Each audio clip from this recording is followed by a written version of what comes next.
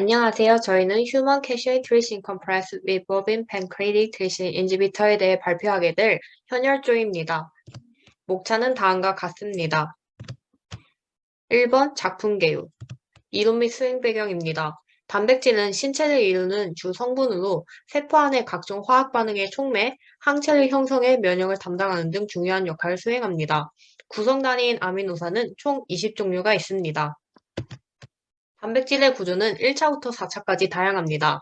아미노산이 펩타이드 결합으로 일렬로 배열된 상태를 1차 구조라고 하고 알파 헬릭스와 베타 시트는 2차 구조라고 합니다.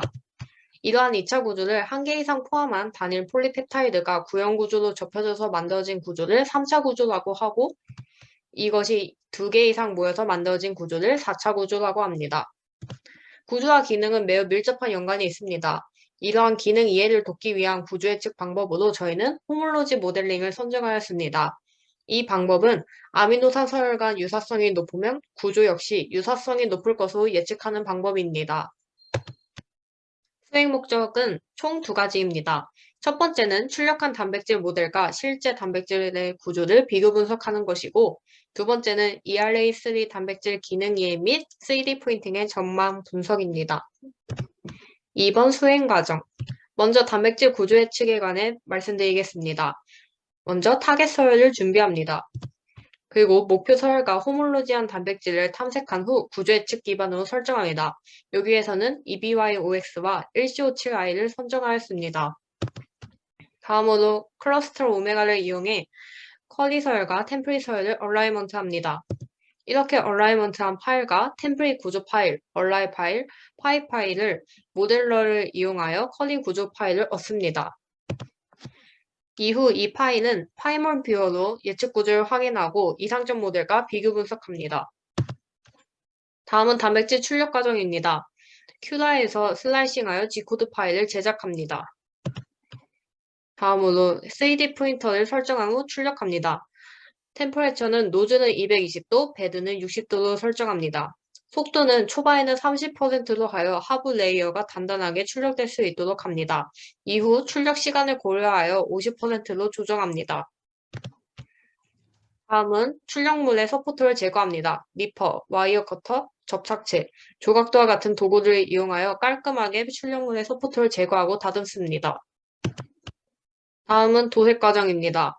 1쇼치-I 같은 경우는 하얀색 필라멘트를 사용하여 출력하였기 때문에 보다 뚜렷한 구분을 위하여 스프레이를 이용하여 도색하였습니다. 작품 설명입니다.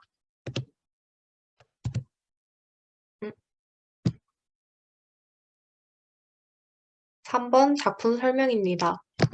이것은 저희 조가 제작한 작품입니다. NCBI 사이트를 통해 황산이온과 칼슘이온의 배치를 알아내었고 실제 저희가 작품을 배치할 때 동일한 위치에 이온을 배치하여서 디테일을 살렸습니다. 또한 실제 모델의 비율을 고려하여 EBY-OX는 200%, 1CO7I는 180%의 크기로 출력했습니다. 1CO7I와 EBY-OX 둘 다 밀도 15%로 출력했는데 1CO7I는 단순한 구조였기 때문에 서포터 제거에 어려움이 없었지만 EBY-OX 같은 경우엔 복잡한 구조 탓에 단백질에 손상이 생겨서 어려움이 생겼습니다. 그래서 EBY-OX는 밀도를 50% 높여서 재출력하였습니다. 하지만 서포터를 제거할 때 너무 단단해서 제거에 어려움이 생겼고 최종적으로 35%의 밀도로 출력하였습니다. 인필 패턴은 그리드로 가로, 세로, 십자로 안이 채워지도록 하였고 빌드 플레이트 어드헤션 타입은 브림으로 하여 서포터가 단단하게 지지될 수 있도록 설정하였습니다. 또한 NCBI 사이트에서 BPTI의 CYS14와 CYS38V가 다이설바이드 본딩으로 연결되어 있고 이러한 본딩이 트리신과 연결되어 있다는 것을 알게 되어 저희 작품도 그와 동일한 위치에 적합하여 디테일을 살렸습니다. 다음으로 저희가 출력한 단백질 ERA3에 대해 설명해 드리겠습니다. ERA3는 단백질 분해 소화 효소인 트립신 EBY-OX와 소의 이자로부터 분비되는 트립신 저해제인 BPTI 1CO7I로 구성됩니다. 4차 구조를 띠는 이합체 단백질이며 두 개의 단량체 사이에는 황산염과 칼슘 이온으로 이루어진 리간드가 존재하여 결합을 유지합니다.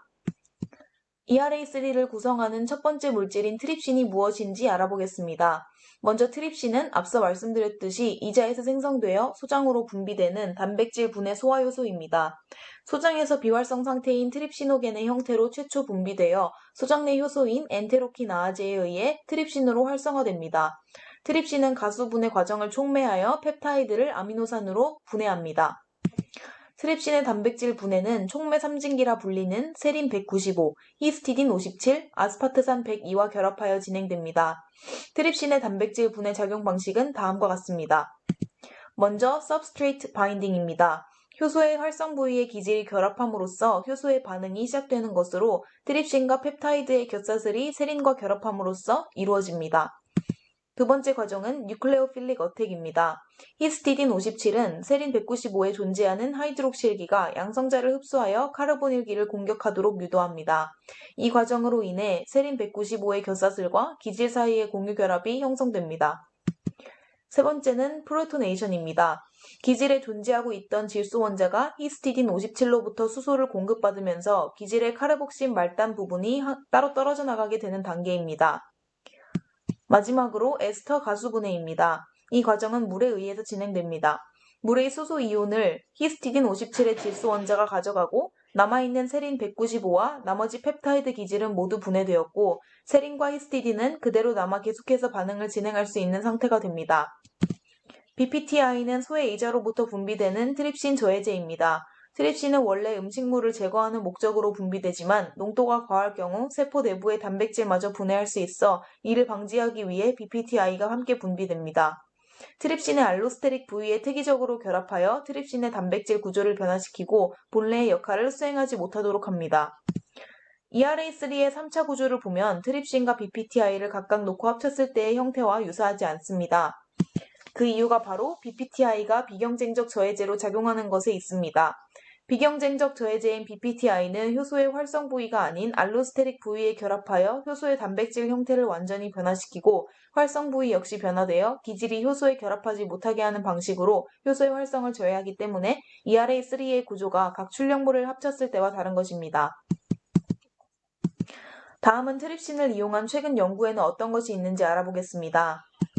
2018년 한국환경보건학회지에 발표된 트립신 처리에 따른 적송잎 추출물의 항산화 활성 및 항균 효과 연구는 소나무 적송의 항산화 능력을 트립신이 향상시킬 수 있는지 알아본 연구입니다. 첫 번째로 DPPH 전자공연능을 관찰하여 항산화능을 비교한 실험에서는 트립신을 처리한 적송잎 추출물의 전자공연능이 가장 우수했습니다. 이는 항산화 능력 또한 우수함을 뜻합니다. ABTS 플러스 라디칼 소건능은 생체 물질의 산화를 일으키는 양이온을 제거하는 능력으로 수용성 물질의 항산화 능력 측정에 사용되는 지표입니다. 두 번째 연구 결과 또한 트립신으로 인해 적성 및 추출물의 항산화 능이 증가함을 확인할 수 있었습니다.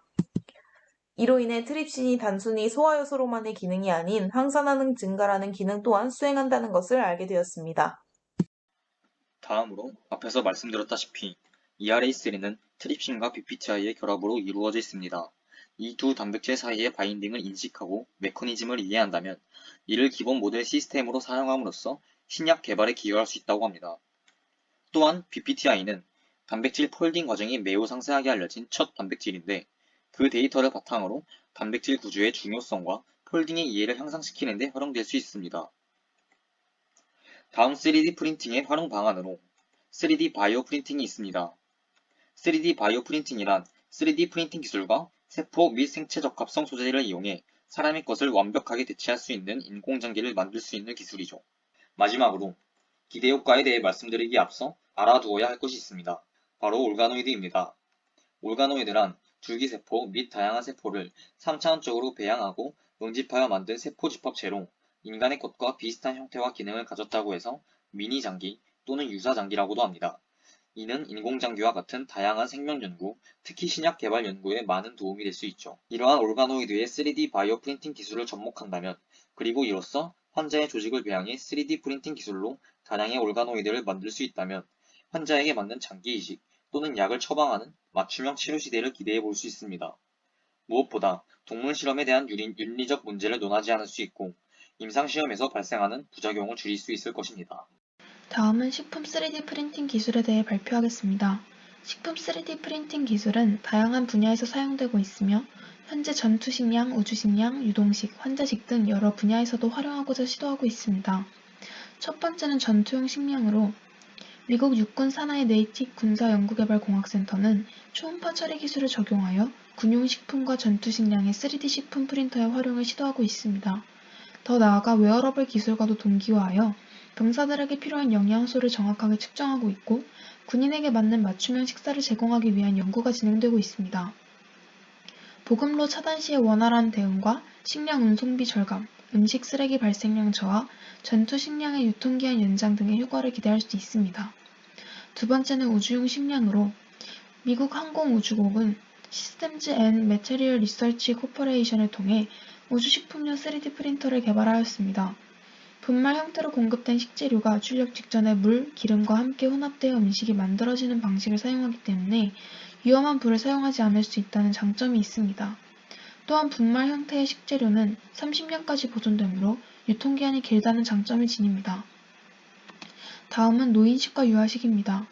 한국식품연구원은 단백질, 고분자 등을 식품 원료와 함께 활용함으로써 고령자용 식품 개발을 진행 중이며 노인들의 섭취 편의성을 높인 고령자용 식품, 고령자용 영양 강화식품 등의 개발에 성공했다고 합니다. 또한 식재료 고유의 특성 때문에 접하기 어려웠던 식품의 형태, 경도, 질감 등의 조절이 섭취자의 선택에 따라 자유로워질 것으로 예상됩니다. 그 예로 소화나 저작 운동이 활발하지 못한 유아, 고령층 등을 위해 질긴 고기를 연하게 제작하는 등의 연구가 진행되고 있습니다. 마지막으로는 기아 문제를 해결할 수 있다는 점입니다. 해외 난민들에겐 영양소가 풍부한 영양 공급 식품으로도 활용될 수 있기 때문에 식품 3D 프린팅 기술을 이용한다면 최소한의 음식 섭취로 영양 요구 조건을 충분히 만족시킬 수 있을 것으로 생각됩니다.